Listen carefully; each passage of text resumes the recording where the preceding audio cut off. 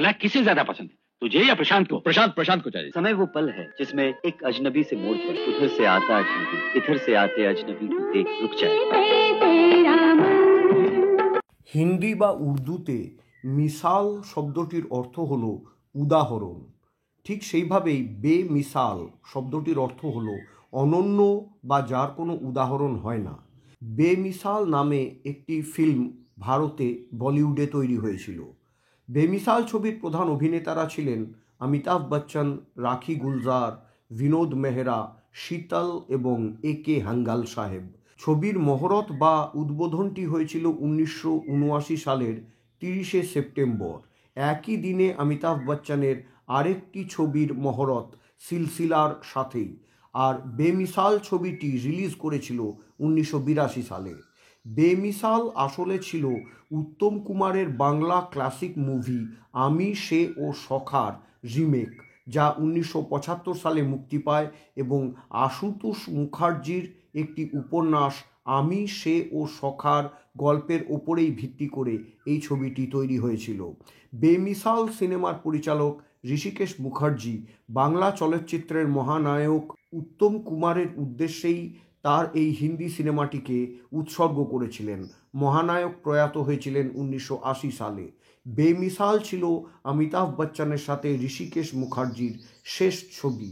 অতীতে অমিতাভ বচ্চন ঋষিকেশ মুখার্জি জুটি আমাদের দর্শকদের অভিমান, নমক হারাম, আনন্দের মতন সুপার ডুপার হিট ছবি উপহার দিয়েছিলেন। বেমিসালের কিছু দৃশ্য কাশ্মীর উপত্যকায় শ্যুট করা হয়েছিল, যেমন সোনমার্গ, পহেলগামের মতন সুন্দর এলাকায় ছবির বিভিন্ন সিকোয়েন্স চিত্রায়িত হয়েছিল।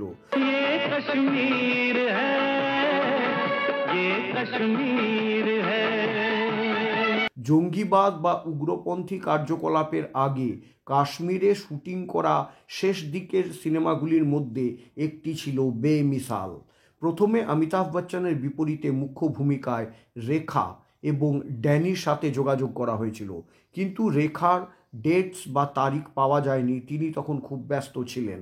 পরে তার স্থলাভিষিক্ত হয়েছিলেন রাখি গুলজার। এর আরও একটি কারণ ছিল বলে শোনা যায়, কারণ অমিতাভ বচ্চন এবং রেখার সম্পর্ক নিয়ে বিতর্ক বাড়তে থাকায় অমিতাভ বচ্চন রেখার সাথে সেই সময় সিনেমা করা বন্ধ করে দিয়েছিলেন।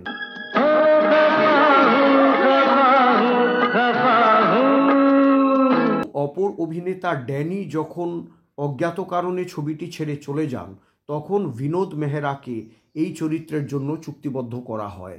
বেমিসাল ছিল প্রযোজক দেবেশ ঘোষ, পরিচালক ঋষিকেশ মুখার্জি এবং অমিতাভ বচ্চনের দ্বিতীয় ছবি।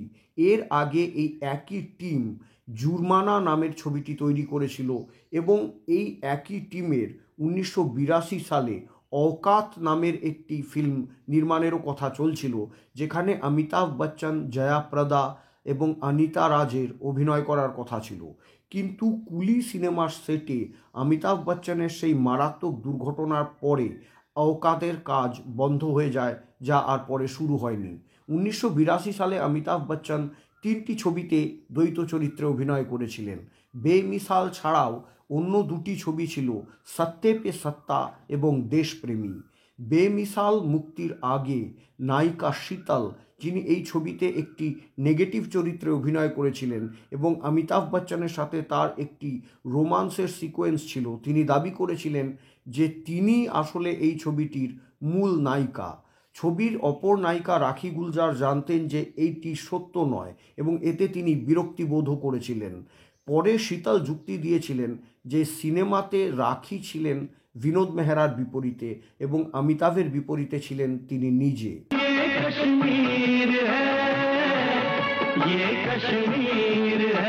কাশ্মীরের অপরূপ নৈসর্গিক দৃশ্যের মাঝে এই সিনেমার প্রত্যেকটি গানই খুব জনপ্রিয় হয়েছিল।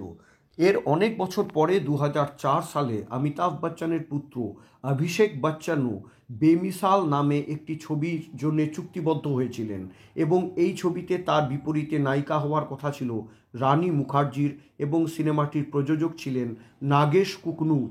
পরে অভিষেক এবং রানী দুজনকেই রিপ্লেস করা হয় করণ নাথ এবং সমীরা রেড্ডিকে দিয়ে, যদিও ছবিটির কাজ শেষ পর্যন্ত শুরুই হয়নি। ডিলাইট ফিল্মসের ব্যানারে 1976 সালে বেমিসাল নামের একটি ছবি তৈরির কাজ শুরু হয়েছিল, যার মুখ্য চরিত্রে অভিনয় করছিলেন জিতেন্দ্র এবং রাজেশ খান্না। সিনেমাটির প্রযোজক ছিলেন মগন ভাই ঠাক্কর এবং পরিচালনা করার কথা ছিল দুলাল গুহর। ফিল্ম বেমিসালের শুরুর দৃশ্যে বিনোদ মেহরা রাখিকে একটি কবিতা দিয়ে মুগ্ধ করেছিলেন।